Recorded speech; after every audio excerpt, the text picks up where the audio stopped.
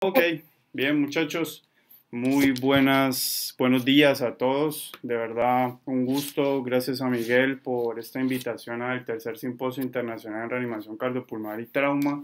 Gracias a las palabras del doctor Edgar, un gran amigo con que también me formé y parte de todo lo que hemos aprendido en el camino acerca del manejo de vía aérea, también lo aprendí con el doctor Edgar cuando vino varias veces aquí a Santiago de Chile a enseñarnos mucho sobre este tema y con el programa mío. Así que gracias a todos los amigos mexicanos que les tengo mucho afecto y hemos trabajado muy de cerca en muchas actividades. Bien. Eh, eh, Mi nombre, José Daniel Justi, técnico en urgencias médicas, administrador de empresas. Actualmente dirijo un centro de entrenamiento eh, que se conoce con el nombre de Omega Capacitaciones. Como lo dijo el doctor Edgar, más que una empresa es un grupo familiar de profesionales los cuales entregamos esa pasión por capacitar y siempre que hay ese tipo de invitaciones estaremos abiertos a asistir y entregar todo lo que podamos. El día de hoy vamos a hablar un poco acerca del manejo de la vía aérea en el paciente de trauma, ¿sí? Eh, un tema muy particular cuando queremos hablar del paciente como tal, del manejo de vía aérea del paciente crítico, ¿sí? Porque podemos decir que este es solo un pequeño capítulo dentro del gran mundo del manejo de la vía aérea que nunca terminamos de aprender, ¿no? Que todos los días está saliendo algo nuevo, un medicamento, un equipo nuevo que trabajar y bueno, y es una constante actualización, así como todos están muy ansiosos porque hace solo 2 días salieron las nuevas recomendaciones. Yo siempre en eso me he vuelto muy crítico y invito a todas las personas que nos están escuchando que ojalá con ese mismo entusiasmo cada 4 años estén preguntando qué es lo nuevo en vía aérea y se sorprenderían que cada 6 meses hay algo nuevo y no son tan apasionados como lo que les sucede con la reanimación cardiopulmonar. Así que es un pequeño jalón de orejas a todos los profesionales latinoamericanos en el tema.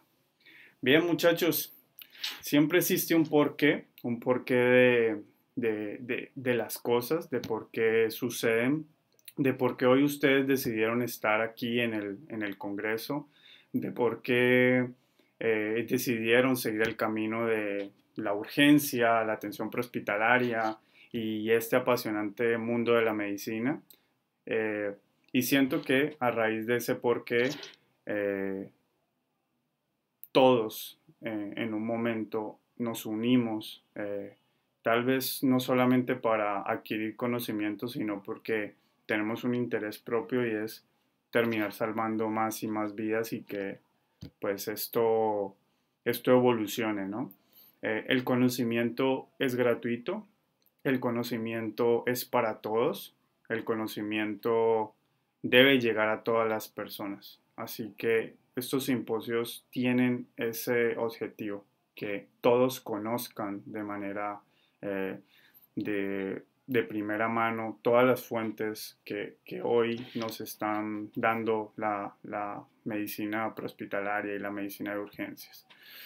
Los invito a descubrir cuál es ese porqué de cada uno de ustedes. A mí me tardó eh, 37 años encontrar mi porqué, ¿sí? Y ya sé cuál es mi porqué y ya estoy enrutado en él. Así que los invito a que cada uno de ustedes identifique cuál es ese porqué eh, que le apasiona, que los tiene hoy el día aquí, ¿sí?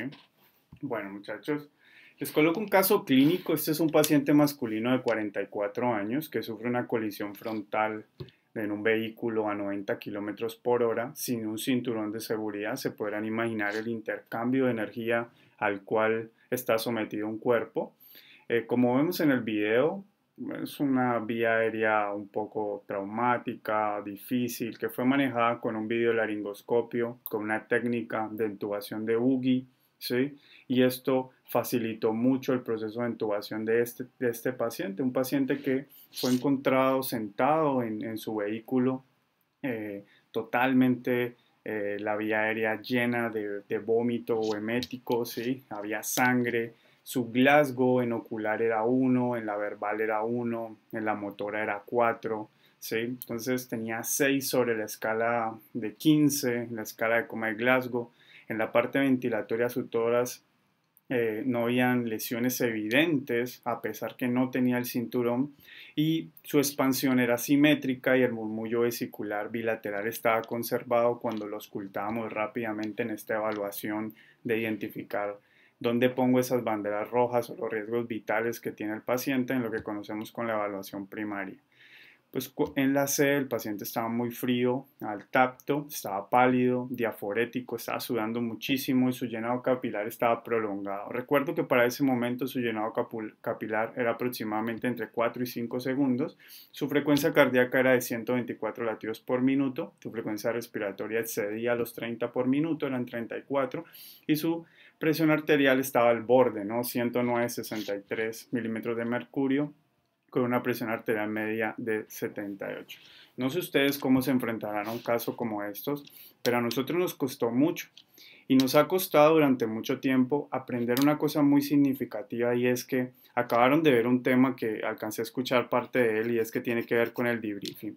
Si nosotros tomamos este caso como aprendizaje y comenzamos a darnos cuenta de que la vía aérea en el paciente traumático es fundamental, ¿y fundamental para qué? Fundamental para comenzar día a día a perfeccionarse. Si cometiste errores en un paciente, tómalo como un aprendizaje, es decir, no los vuelvas a cometer en el segundo y empieza a prepararte y a prepararte. Nosotros cometimos algunos errores en este paciente, ¿sí? Ejemplo, no teníamos listo un equipo de aspiración y nos sorprendió fuertemente el proceso emético de este paciente, y todos los días eso me va enseñando y nos les va enseñando a ustedes cómo trabajar. Después de terminar la presentación, sé que podrán sacar las mejores conclusiones para enfrentarse a un caso como este. Nuestro desafío como tal, el desafío principal en la estrategia del manejo de la vía aérea en el paciente crítico, el paciente de trauma, es mantener adecuadamente la ventilación y la oxigenación mediante planes de actuación que identifiquen el alto riesgo de hipoxia y colapso cardiovascular que sometemos a los pacientes, especialmente a los pacientes en trauma. Ya sabemos que son pacientes que hemodinámicamente son complicados, y aparte de eso nos preocupamos única y exclusivamente por la vía aérea, porque como que no sé si toda la educación, yo llevo 20 años en atención prehospitalaria, y desde mi primer profesor era casi tatuarme en mi mente que debía ser lo más primordial en los pacientes. Y hemos aprendido con el paso del tiempo que esto es algo relativamente verdad y no tan cierto, en el sentido de que podemos trabajar multidisciplinariamente en un paciente en el cual podamos atacar distintos puntos. Ejemplo, un paciente que esté sangrando en una escena de trauma, podemos atacar rápidamente en el esquema XABC que nos trae el PHTLS de la 9ª edición, donde podemos atacar toda la parte hemodinámica del paciente antes de decidir meterle un tubo en la boca a un paciente. Lo vamos a someter bruscamente a todo un trastorno hemodinámico y fisiológico, el cual no medimos, ¿ok? Somos felices colocándole el tubo, pensando que lo hicimos bien porque fue un éxito, pero no sabemos las consecuencias posteriores que le hemos causado en daño a ese paciente, sometiéndolo a procesos largos en los cuales él no ventilaba y no tuvo adecuada oxigenación. Ese es nuestro gran desafío en el trauma. Cuando hablamos de la vía aérea traumática, este triángulo me gusta mucho. ¿Por qué? Porque me enfoca tres aspectos fundamentales. Primero, en trauma, todos los pacientes son totalmente diferentes. Eso quiere decir que su vía aérea es totalmente diferente, no solo desde la anatomía, sino la fisiología, cómo se comporta el paciente de trauma. Si alguno que está aquí en la sala en algún momento ha logrado hacer una intubación en un trauma craneoencefálico, entenderá que así haya hecho 100 procesos de manejo de vía aérea, en 100 traumas craneoencefálicos, todos esos traumas craneoencefálicos eran diferentes, de alguna manera, porque el paciente era diferente.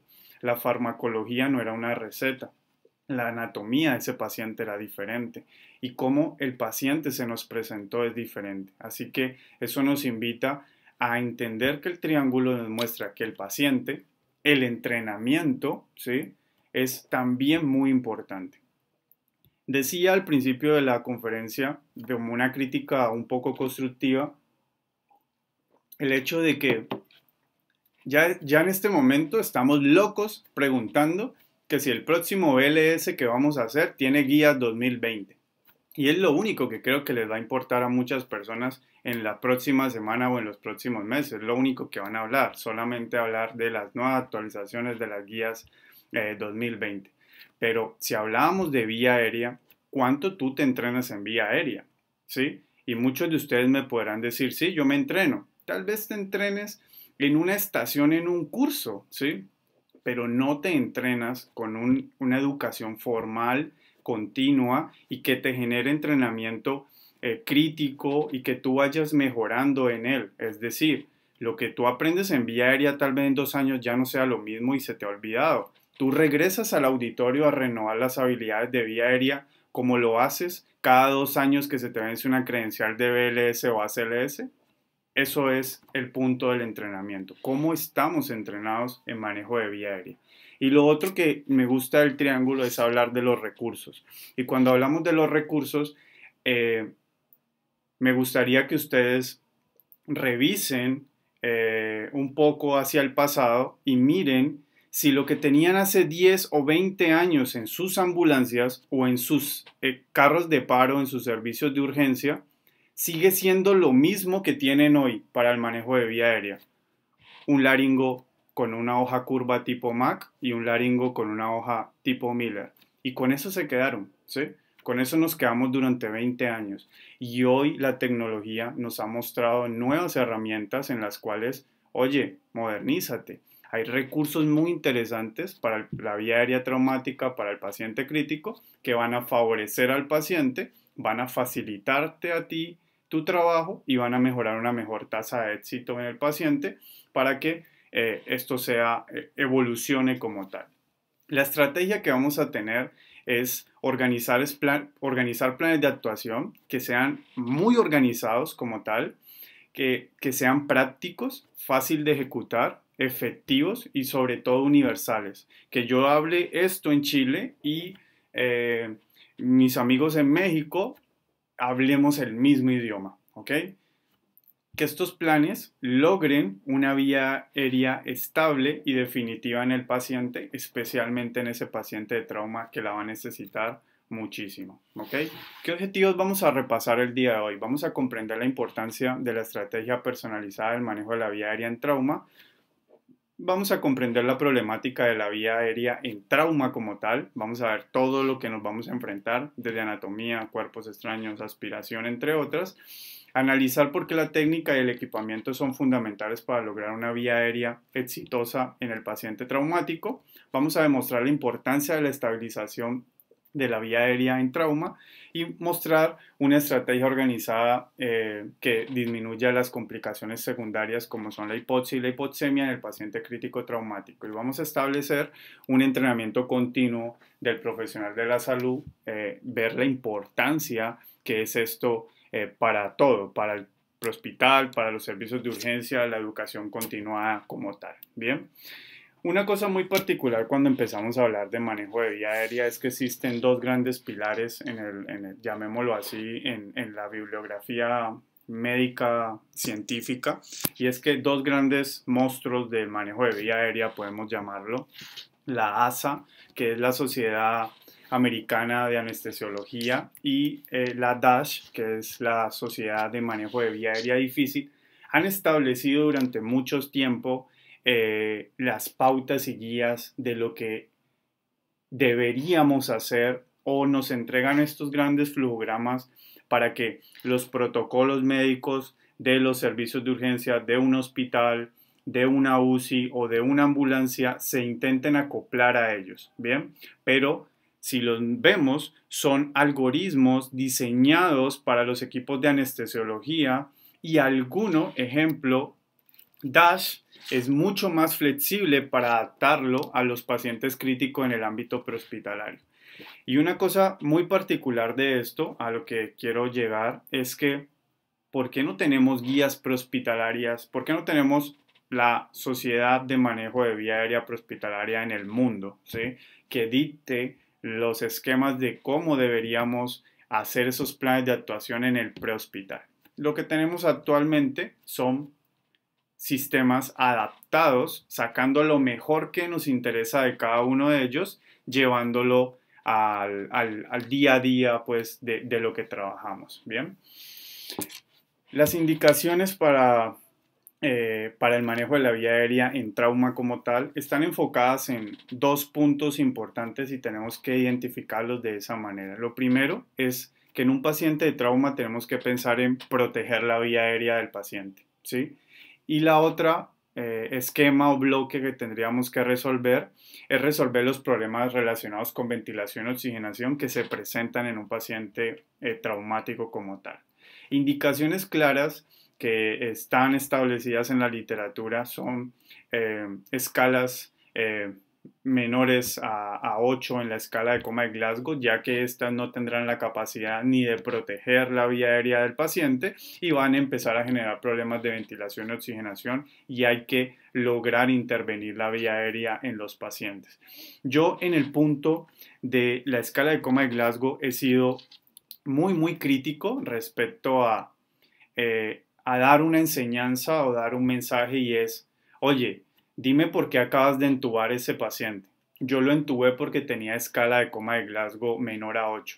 ¿Solo por eso lo entubas? Sí, solo por eso, porque a mí me enseñaron que solo con eso lo entubaba. El paciente es mucho más que una escala. El paciente podría ser varias cosas juntas que nos lleve a tomar la mejor decisión. Tal vez un paciente que llegue en escala 8, un solo posicionamiento adecuado de la vía aérea, oxígeno, repunta, sube a 10, 12, 14 y el paciente mejora, nunca necesita un tubo. Entonces hay que ser un poco más objetivos sobre en qué momento ya debo pensar en abordar de una manera un poco más avanzada esa vía aérea del paciente. Estar atendiendo a un paciente de trauma y empezar a ver la disminución súbita de más de 3 puntos en la escala de coma de Glasgow podría ser una indicación rápida que no se te va a convertir en tardía de manejo de vía aérea. Todo lo que tenga que ver con trauma facial relacionado a un concepto que me gusta mucho que se lo aprendan y es que tenemos una puerta y la puerta en este caso es nuestra parte oral y nasal, y si la puerta de una casa se daña o se destruye, de alguna manera esto va a afectar al paciente. Los traumas faciales pueden llevar a grandes complicaciones, por lo cual hay que intervenir y manejarlos. Objetos empalados en cuello, una de las indicaciones para el manejo de la vía aérea. Aspiración se pueda presentar por no poder proteger la vía aérea, hemorragias y contenido gástrico que se vayan a convertir en un gran problema posterior en el paciente. Quemaduras de vía aérea en el paciente, hematomas expansivos en cuello, alteraciones del patrón ventilatorio que generan problemas de ventilación y oxigenación y el paro cardíaco, si lo queremos enfocar en esta presentación, el paro cardíaco traumático. Así lo podríamos definir, ¿ok? Bien, vamos a hablar un poco sobre los planes de actuación. En nuestro medio, si definiéramos al paciente de trauma y nos queremos organizar adecuadamente, disculpen, ¿me pueden retroalimentar? ¿Se está escuchando bien? ¿Vamos bien?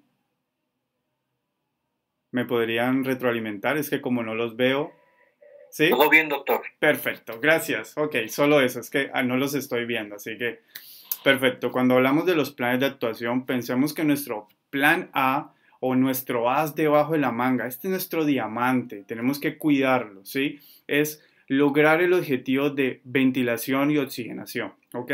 Es lograr la intubación orotraqueal en el primer intento en el paciente y ese primer intento ojalá también esté enfocado en una intubación farmacológica asistida individualizada para cada paciente y especialmente en trauma vamos a ver algunas complicaciones de la farmacología de los pacientes en trauma. Bien, vamos a darnos cuenta, eh, vamos a ver que los recursos a los cuales nos vamos a enfrentar, pues tenemos laringoscopios estándar, hojas especiales, biolaringoscopios, boogies, entre otros.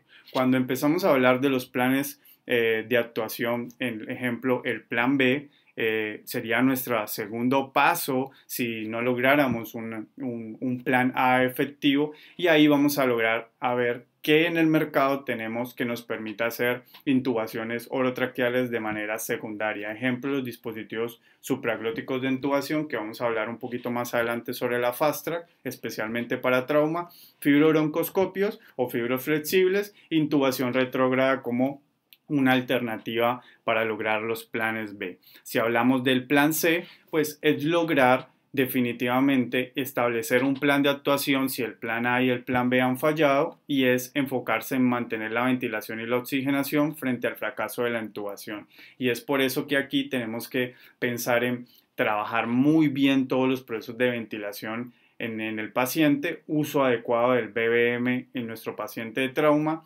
saber usar adecuadamente las cánulas orofaringias y cánulas nasofaringias, que van a poder lograr repuntar la ventilación y oxigenación en el paciente si son bien manejadas. Y si todo ha fallado, definitivamente estar listo y atento a pasar a un plan D, que es lo que llamamos una vía quirúrgica, frente al fallo de los planes anteriores, y para eso podremos tener distintos tipos de recursos: entablar una vía aérea quirúrgica, sea una cricotirotomía por punción quirúrgica o traqueostomía percutánea en los pacientes. Y estamos hablando que todo esto lo podemos enfocar perfectamente a nuestro paciente de trauma. Bien, una cosa súper importante es pensar en el proceso del plana. Vamos a ver, en la ventilación y la oxigenación, en la intubación primaria, pues se estima que más del 20% de todas las intubaciones de emergencia son difíciles de manejar. Y si dentro de estas intubaciones de emergencia metemos los pacientes traumáticos, el porcentaje siempre está en aumento. Como tal, nuestro plan está enfocado en saber hacer una laringoscopía estándar en el paciente de trauma, y ahora en otras diapositivas vamos a ver lo difícil y a lo que nos vamos a enfrentar en la laringoscopía estándar de trauma en el paciente, que va a ser muy difícil. Vamos a aprender que los videolaringoscopios van a jugar un papel fundamental en el manejo de la vía aérea traumática, ¿sí? Porque van a mejorar el porcentaje de éxito del plan A. Para esto vamos a mentalizarnos en que nuestro proceso no debe ser mayor a 30 segundos para no someter al paciente a un daño posterior generado por la hipoxia como tal. Bien, la intubación asistida farmacológica podemos dividirla en 3 rangos, sea que aprendamos a hacer secuencias de intubaciones rápidas, secuencias de intubaciones retrasadas o diferidas, o intubaciones en algún momento relacionadas con narcóticos, que serían intubaciones ya enfocadas en sedar al paciente exclusivamente sin usar el resto de la farmacología tradicional que conocemos en la secuencia rápida de intubación. Tenemos 2 alternativas: pensar en que la vía aérea del paciente puede ser fallida o que la intubación puede ser exitosa. Si la intubación fuera exitosa, como tal, nos vamos a trabajar algo que conocemos muy interesante, que son los cuidados post-intubación. En los cuidados post-intubación vamos a lograr que estos cuidados post-intubación los trabajemos en unas tablas de chequeo que les voy a compartir más adelante.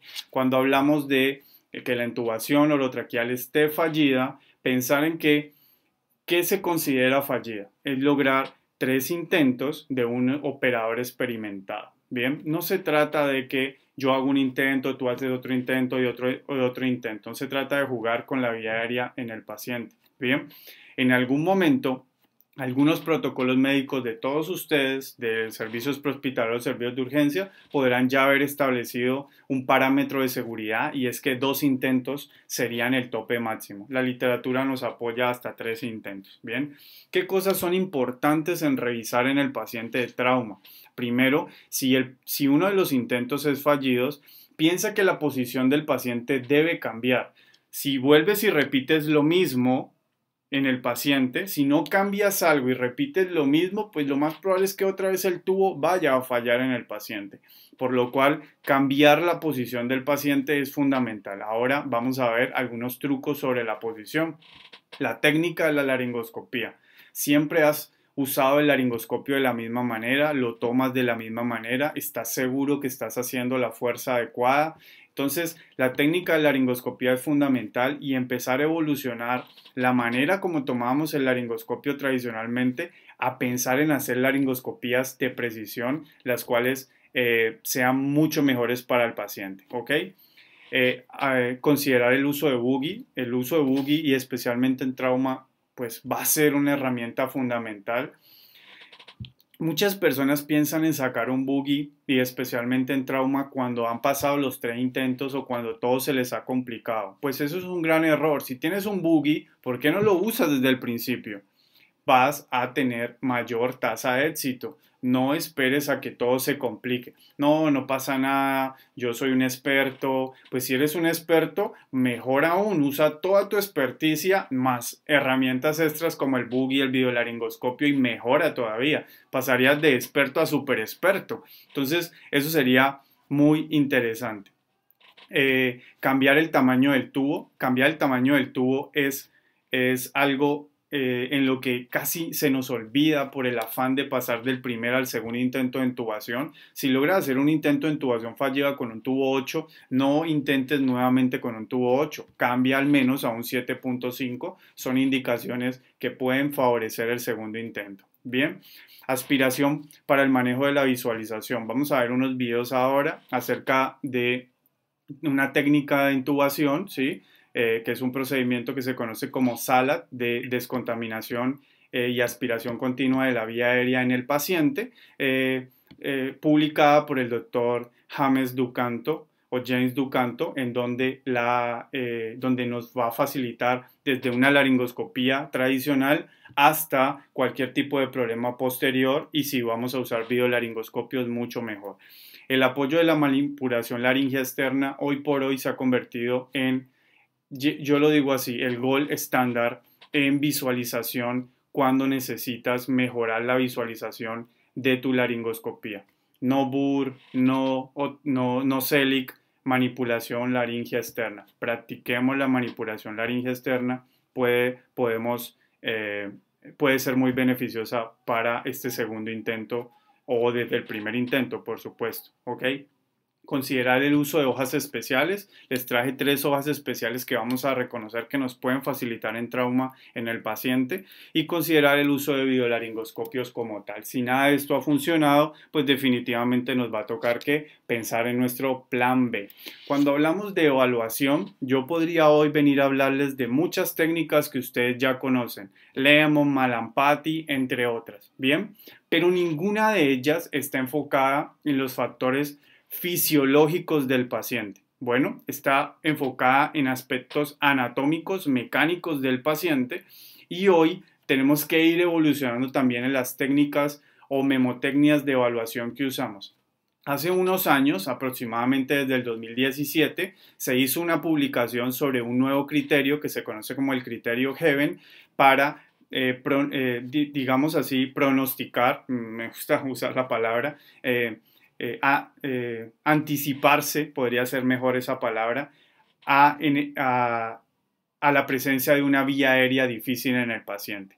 Y miren que es muy particular porque Heaven solamente con la primera letra, que es la H, que se enfoca en hipoxia, te está diciendo, si tú intentas hacer una laringoscopía en un paciente que la saturación ya es menor, ¿sí? O igual a 93%, tu vía aérea se considera difícil. Díganme ustedes cuántos hemos estado en el prehospital o en los servicios de urgencia y sabemos que el paciente está mal, y ya el criterio aplicado en un paciente que tenga saturaciones menores a 90, pues inmediatamente piensa que te tienes que preparar para una vía aérea difícil, ¿ok? Miren la B, vómito y fluidos. Pues eso es algo muy común en trauma. Así que si tú tienes ya desde la parte externa en la visualización del paciente, los labios, la parte dentaria, ves partículas, ves residuos de sangre, residuos alimenticios, pues no pienses más. Criterio Heaven te está diciendo que cuando abras esa boca, esto va a ser algo muy difícil para ti. Así que piensa en que tienes que mejorar tu plan de actuación y ver cómo intervenirlo como tal. Y si van a la N de cuello, miren que los collares cervicales entrarían en un gran problema porque muchos de los pacientes en trauma nos enfrentamos a manipulación de manejo de vía aérea con un collar cervical. Así que Heaven podría ser una muy buena memotecnia que les traigo el día de hoy para que se enfrenten a ella cuando quieran como tal buscar un muy buen parámetro de evaluación. Con esto, que quede claro, no quiero decir que no pueden adaptar un Lemon, que no pueden adaptar un Mallampati, que no pueden adaptar un esquema 332 o cualquier otro de los esquemas que existen en la literatura médica. Si lo puedes hacer, adáptalo. Todo se puede, si cumplen el objetivo. Pero en trauma hay que pensar mucho hoy por hoy en los criterios fisiológicos que el paciente nos está mostrando antes de decidir manejar su vía aérea como tal. Hablamos de la laringoscopía estándar, ¿sí? Una laringoscopía estándar me refiero a la típica laringoscopía donde yo ¿qué hago? Busco busco una hoja 3 MAC, ¿sí? Curva, con un laringoscopio estándar, tengo un tubo estándar y tal vez un estilete estándar, porque en muchos de los servicios ni siquiera un estilete para moldear un tubo existe, ¿ok? Así que esto es una laringoscopía estándar, con un collar cervical donde vamos a encontrar grandes tropiezos. Y si ya encontramos tropiezos, hemos hecho una escala de valoración Heaven y no estoy preparado con planes de actuación, pues esto va hacia el desastre. En lo primero, vamos a darnos cuenta que en trauma vamos a encontrar mucho disminución de la apertura oral por múltiples factores. Es muy curioso que cuando nosotros tenemos participantes en los programas de entrenamiento en Omega Capacitaciones, programas de entrenamiento de MIVA o programas de PHTLS, entre otros, tú le preguntas a un participante, ¿tú sabes cuántos milímetros necesitas para ingresar una cánula orofaringea a la boca del paciente? Y él no sabe, él solo sabe medirla, sabe escoger el tamaño y sabe meterla frontal, posterior, girarla 180, sí, pero él no tiene ni idea cuánto es la apertura oral que se necesita. Entonces, partiendo desde conocer que necesitamos al menos 20 milímetros, 2 centímetros para ingresar una cánula orofaringea a la boca de un paciente, ya empezamos a trabajar en que en un paciente que tenga disminución de la apertura oral, ni siquiera con eso puedo apoyarlo en la parte ventilatoria. Nos vamos a encontrar limitación del movimiento de los tres ejes. Ahora en una diapositiva vamos a ver a qué nos referimos con limitación de los tres ejes en el paciente traumático.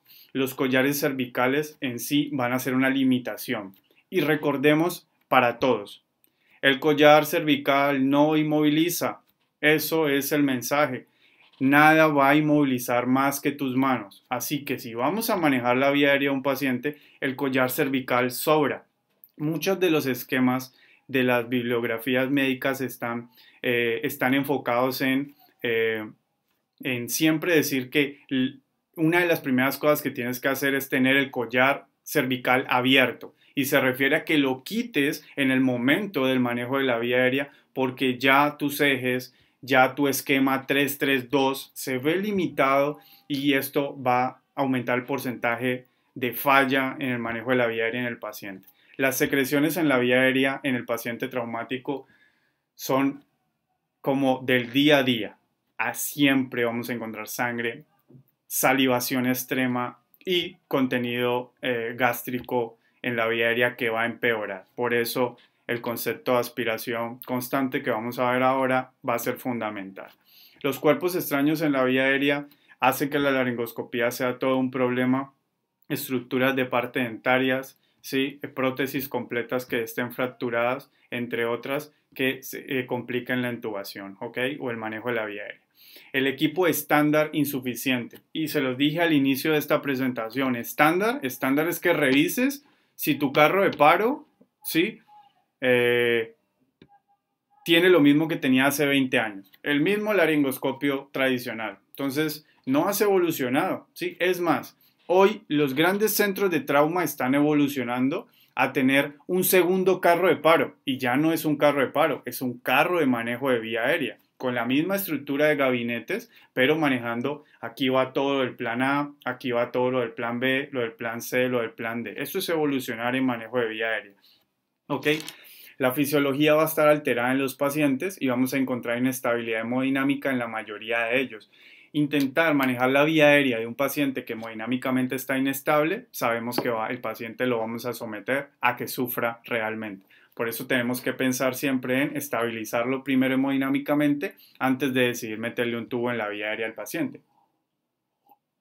La farmacología estándar puede ser muy limitada porque necesitamos una gama de medicamentos más grandes que siempre tener lo mismo, midazolam, para todos los procesos de intubación, ¿ok?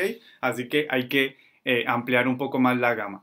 Cuando hablábamos de que la laringoscopía estándar tiene grandes problemas y hablamos de los tres ejes anatómicos del paciente, el paciente en la primera imagen vemos que el eje faringio, eje laringio o el eje oral como tal, ellos no son amigos, cada uno va por su lado, ¿bien? Y para poder lograr tener un éxito adecuado en el manejo de ella, pues la idea es alinear lo que más se pueda en estos ejes. Es por eso que siempre buscamos posiciones como posición de olfateo, tracción mandibular, entre otras, para lograr que esos ejes idealmente estén lo mejor posible para lograr una mejor visualización de la vía aérea del paciente. Pero sabemos que esto es un gran problema porque nuestro paciente puede, por ejemplo, ya sabemos que puede tener una lesión cervical o este paciente ya tiene un collar cervical que limita lograr hacer esto. Así que este va a ser uno de los primeros tropiezos anatómicos que vamos a encontrar en nuestro paciente. Hoy se maneja, hay un especialista de emergencia, el señor Jen Chow, y él ha publicado varios conceptos acerca de... Hay un micrófono abierto por ahí, si lo pueden apagar, por favor.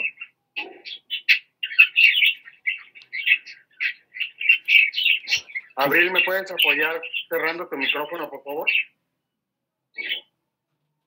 Gracias. Ok, hablaba de que tenemos este concepto que es muy interesante de trabajar, en el que hoy por hoy estamos buscando llevar una mejor posición al paciente y hablamos de la posición de la cabecera a 30 grados y es todo un esquema, ¿no? Un esquema en el que si el paciente está a 30 grados y alguien diría, pero es que eso no se puede en el prehospital, lo puedes hacer en el prehospital, puedes lograr llevar a tu paciente de la incomodidad de la calle, de la incomodidad de una casa, a colocarlo en tu camilla de prehospital o en los servicios de urgencia y lograr hacer intubaciones al menos a 30 grados con la cabecera que nos va a permitir generar una mejor visualización del paciente. Este concepto está basado en que si el meato auditivo externo, ¿sí?, del paciente está a la altura de su esternón, vamos a lograr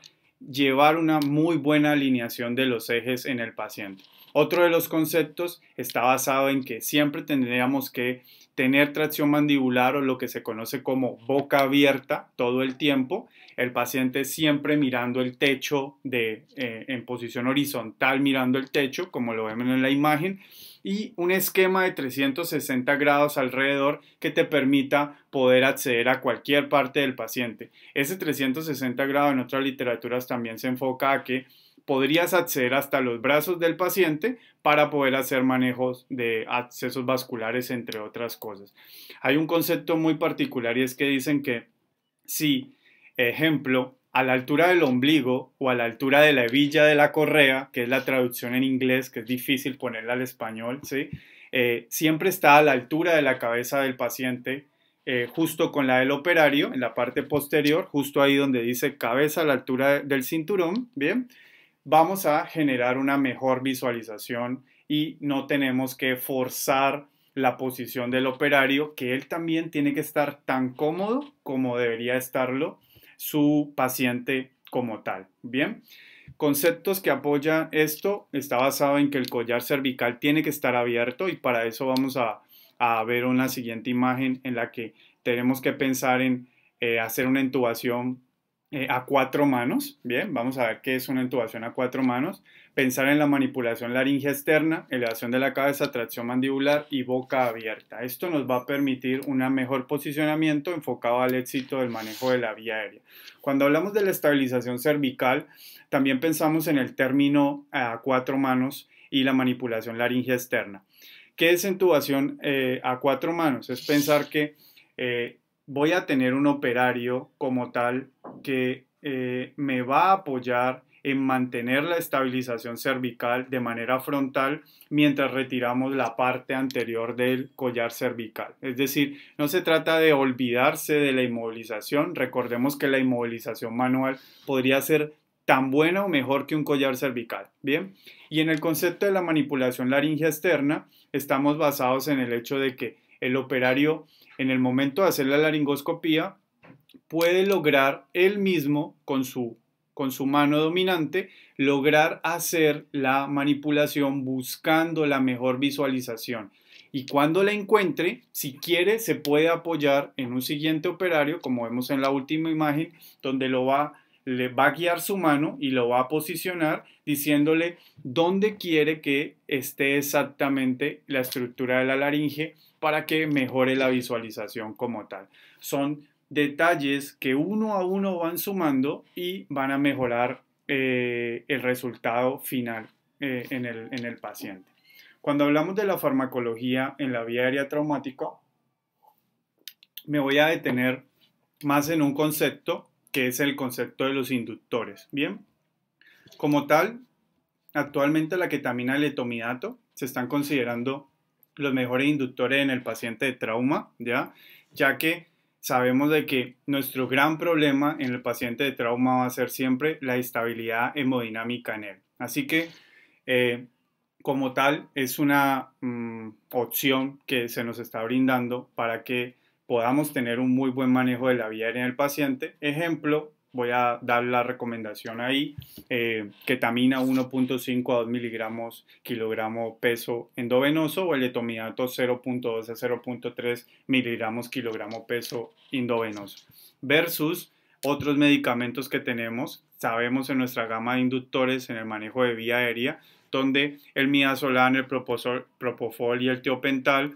podrían ser mayores depresores o hipotensores de la función cardiovascular en el paciente, y esto queda como entre comillas. Si tú tienes un profesional que adecuadamente sabe lo que está haciendo, sabe manejar muy bien el midazolam o sabe manejar muy bien su tiopental, pues hágalo, ¿ok? Pero siempre sabiendo que estos medicamentos pues van a ser más propensos versus nuestra ketamina o etomidato como mejores alternativas en los inductores. Y de eso se trata de evolucionar, ¿no? Yo les decía que, no sé, en Colombia, en los servicios de atención prehospitalaria donde trabajé durante 10 años, lo único que hacíamos era colocar midazolam, ¿no? 5 miligramos de midazolam para todo paciente, para el de trauma craneoencefálico, el accidente cerebrovascular, sin importar si pesaba 70, 80 kilos. Eso es lo que hacíamos hace 10 años. Si no evolucionamos en eso y empezamos a darnos cuenta que tenemos una gama más amplia y colocar la dosis adecuada en cada uno de los pacientes, pues vamos a ver siempre reducida nuestras posibilidades farmacológicas en el paciente traumático.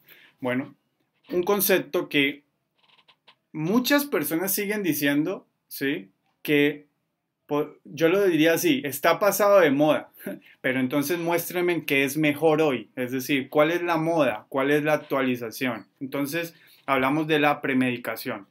Como tal, la lidocaína seguirá jugando un papel importante, ¿sí?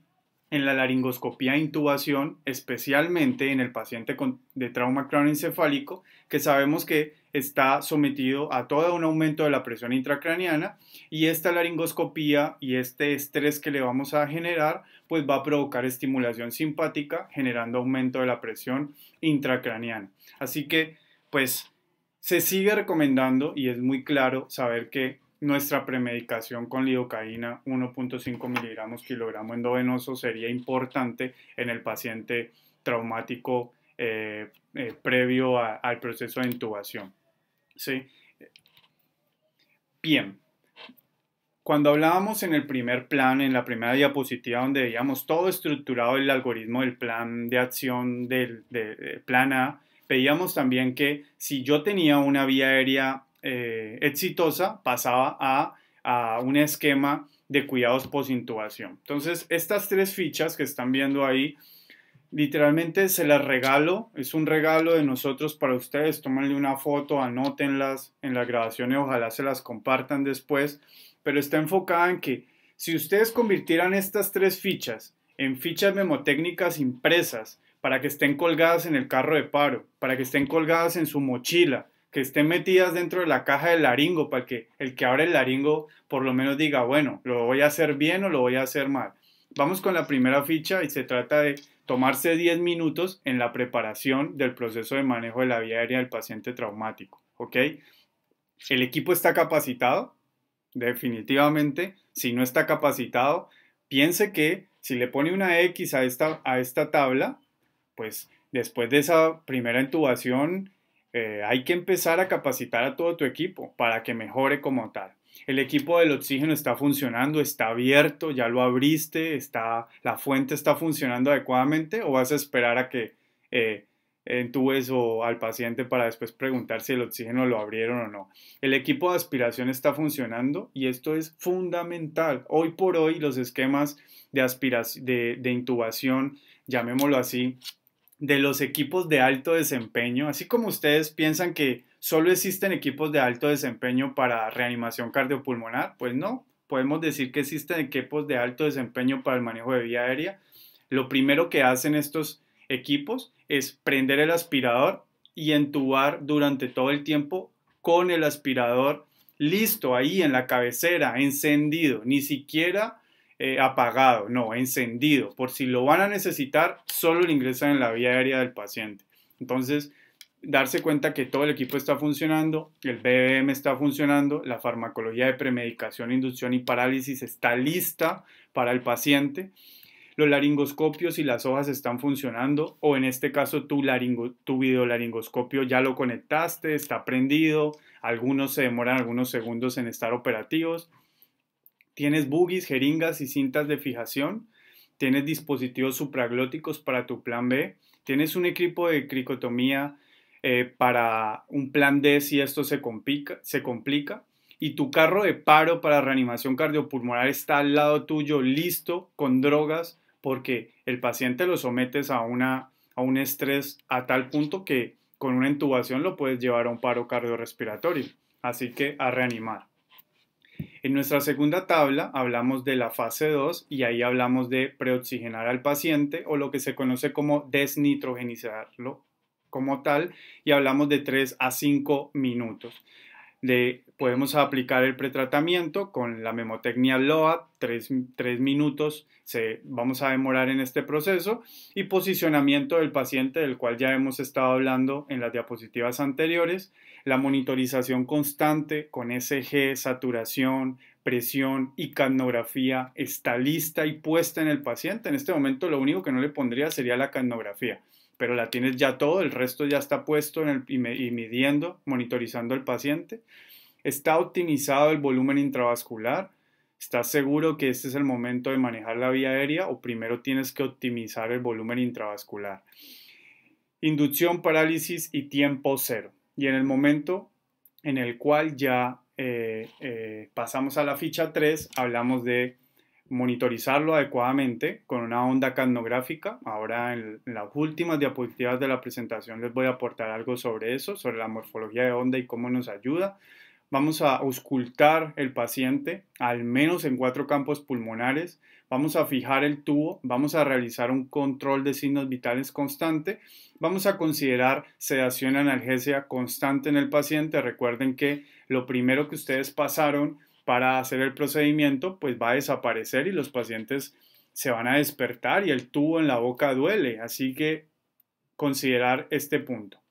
Considerar requerimientos de drogas vasoactivas si se necesitan posterior para mejorar el volumen intravascular en el paciente, la hemodinámica en el paciente y preparación para el traslado y hacer un debriefing con todo tu equipo al finalizar. Esto se debe leer en voz alta por un segundo operador que no es el que va a intubar o va a hacer el procedimiento como tal. Estas 3 fichas son muy interesantes. En algunos lugares ya me han mandado fotos que las han mandado a imprimir, a laminar, las colocan como colgadas en el bolso de trauma.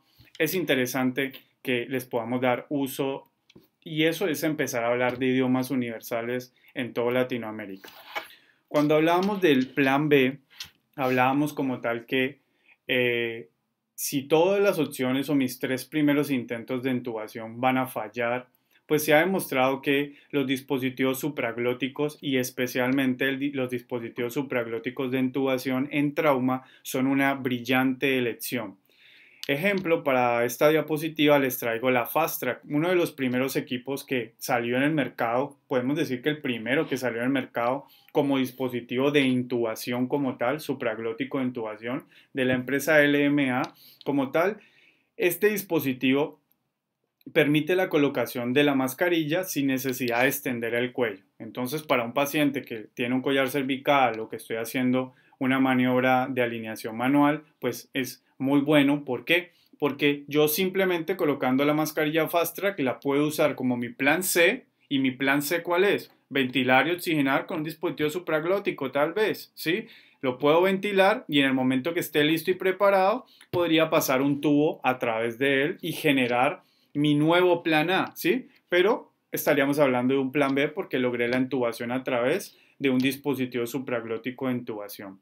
Elimina la necesidad de la distorsión de la anatomía de la faringe anterior para visualización la entrada, visualizar la entrada de la laringe.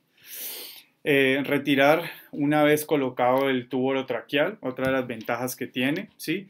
Y elimina la necesidad de introducir los dedos del operador a la cavidad oral durante la colocación, especialmente en trauma, pues nos podemos encontrar partículas, dientes, entre muchas otras cosas ahí. Así que Fast Track tiene un porcentaje muy alto, sensibilidad en algunas publicaciones de más del 86%, en otras publicaciones directamente el fabricante habla hasta de sensibilidad del 99% en los procesos de intubación, ¿sí? Pero dejémoslo por al menos el 90% de las intubaciones, bien manejado, bien colocado, van a ser prácticas para la vía aérea traumática en los pacientes. Entra en juego este tema que nos apasiona mucho, desde que yo lo conocí con el programa EMIVA, me apasioné con él. En este momento ya me volví un coleccionista de biolaringoscopios. En 4 años que hemos manejado el programa, casi los tenemos todos en el medio, ¿sí? Y vemos cómo la biolaringoscopía se convierte en algo muy, muy interesante y es este elemento que le aporta al trauma como un buen amigo, una muy buena ayuda, ¿sí? Su uso está indicado totalmente en situaciones especiales, como en el caso del trauma. Hablamos de trauma cervical, una de las indicaciones, ya que yo no necesito hacer ninguna hiperextensión del cuello, solo ingresarlo en la boca, generar visualización, ingresar el tubo.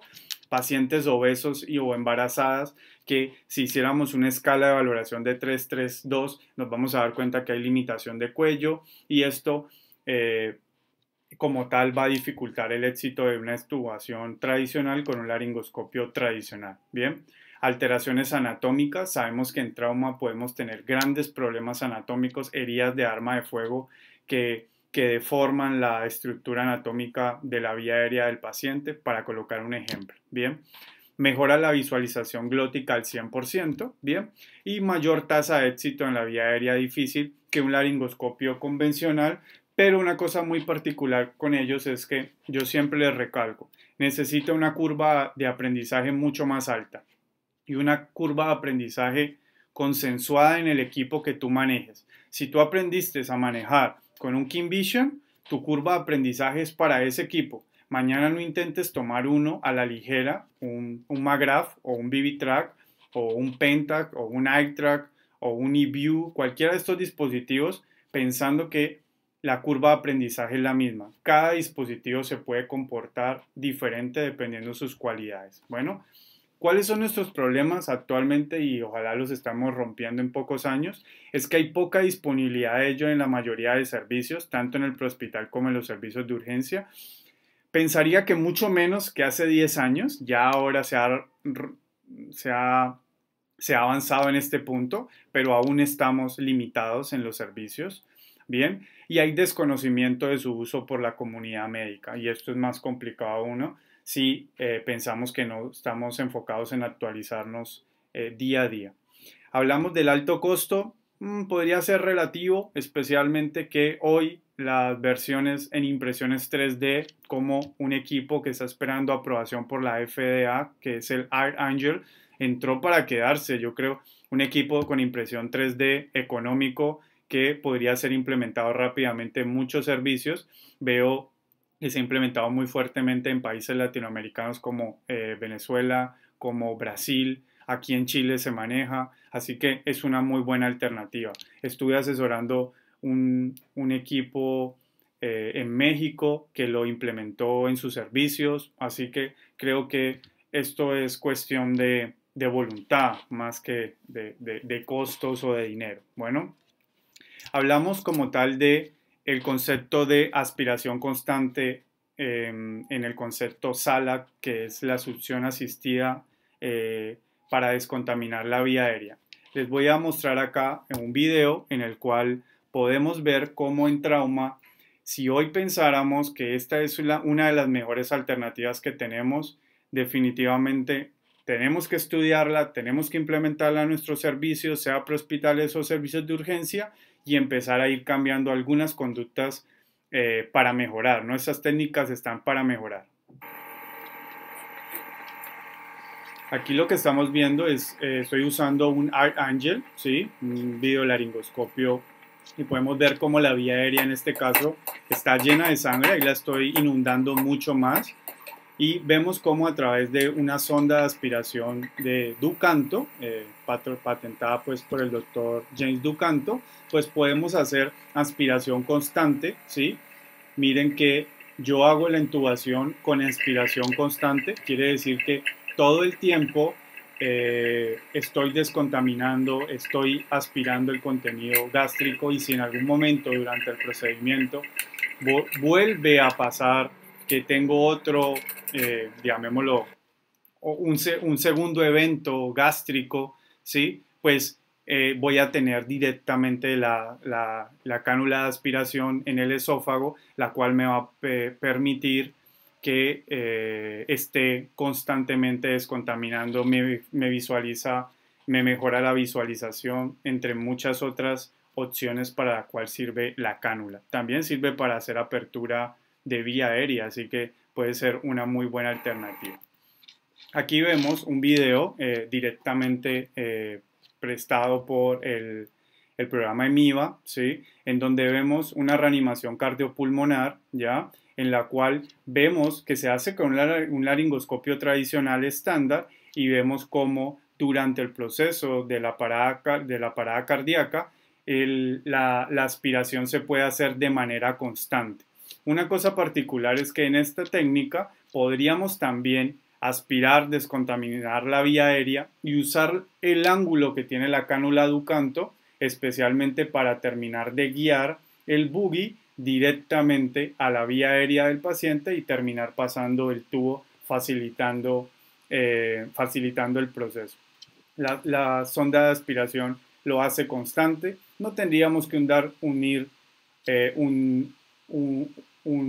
no tendríamos que activar ningún obturador como pasa en otros tipos de sonda como la Yankauer, ejemplo, y aparte el tamaño y volumen de aspiración de una Ducanto es mucho mayor, ¿no? Entonces, aquí le doy agradecimiento a EMIVA, como tal, EMIVA México, que nos cedió este video para poder ser presentado a ustedes el día de hoy en el simposio. Bien, ahí podemos ver cómo con la técnica de SALAD de James Ducanto, pues se logra el proceso de intubación en este paciente. Muy bien, vamos a continuar. Hablando del concepto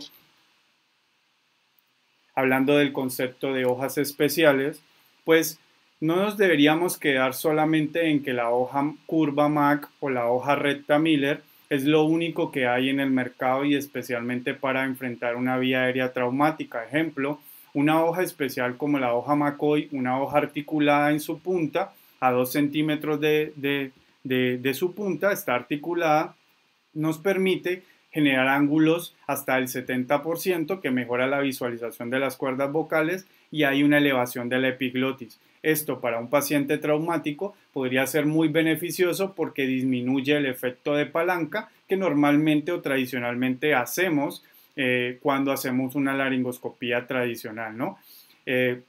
Disminuyendo los movimientos de los ejes en el paciente de trauma. Los invito a conocer este tipo de hojas, ¿ya? A implementarlas en sus servicios y darse cuenta que hay un mundo más grande que solo una hoja curva y una hoja recta o una Miller y una Mac. Bueno, otra de las hojas muy interesantes personalmente es la hoja que a mí más me gusta y es la hoja donde creo que es excelente si la pudiéramos implementar en nuestros servicios prehospitalarios y en todos los servicios de urgencia, es la hoja polio. Una hoja que un segundo. ¿Me están escuchando? Sí. ¿Sí?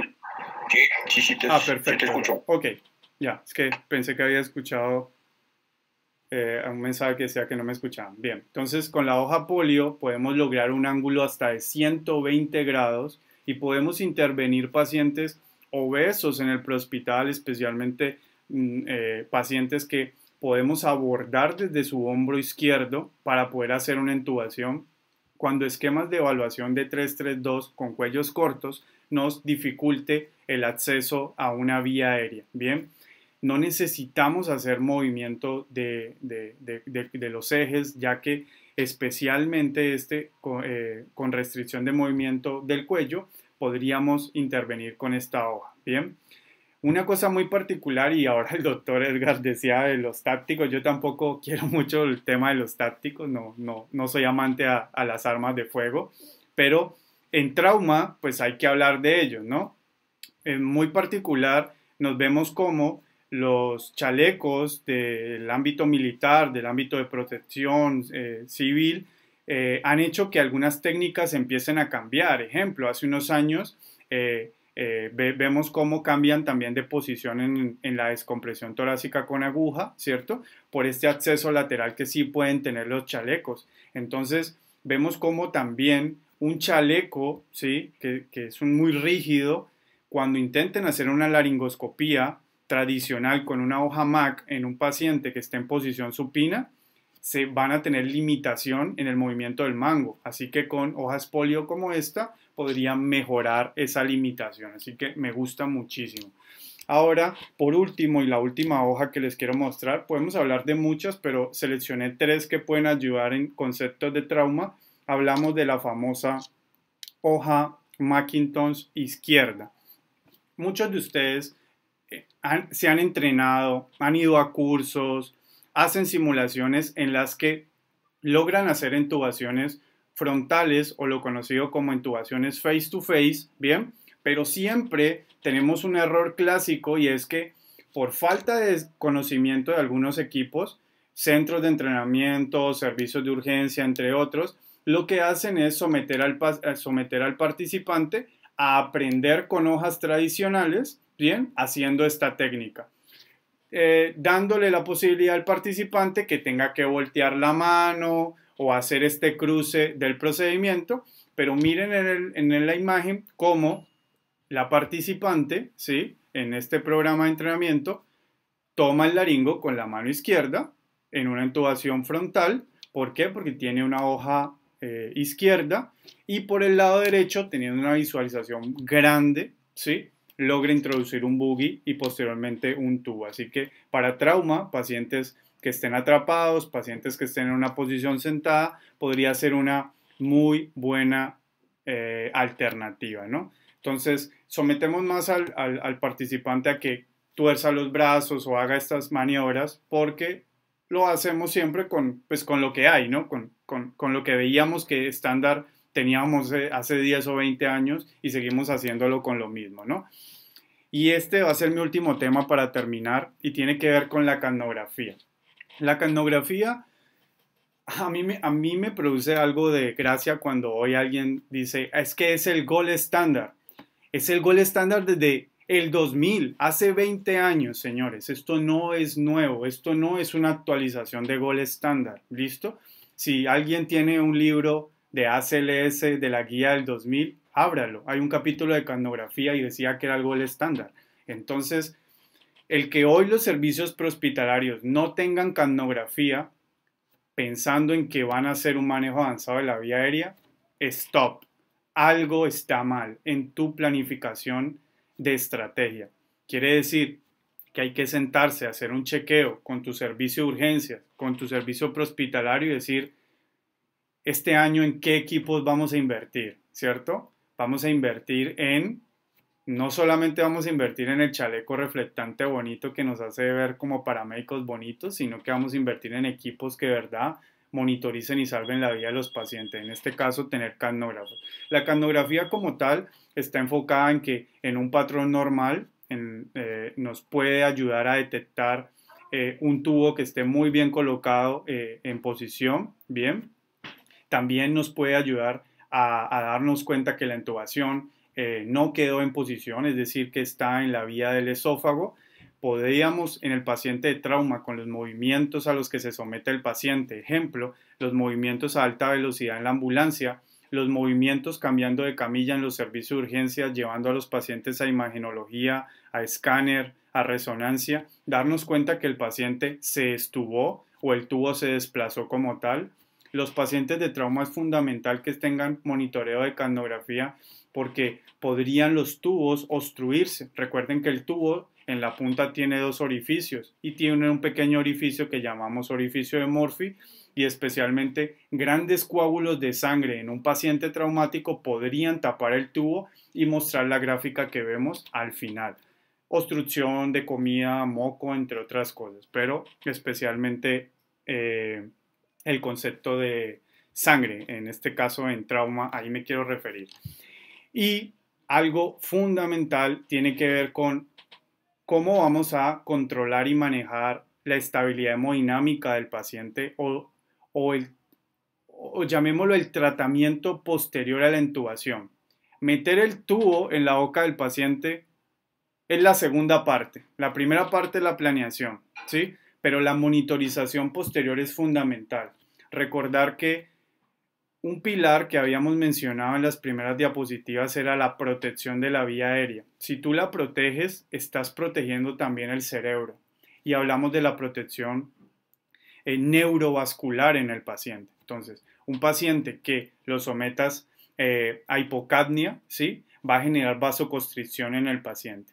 Y un paciente que lo sometas a hipercapnia, ¿sí?, va a generar vasodilatación. Ni una es buena ni la otra es mala. Por eso es que es muy importante tener como tal factores de normocapnia en los pacientes, manejando entre 35 a 45 milímetros de mercurio para hacer una protección neurológica y poder llevar una monitorización constante en el paciente de trauma especialmente. Esto puede ser aplicable a otros pacientes, pero el día de hoy al paciente traumático. Bien, conclusiones y con esto termino.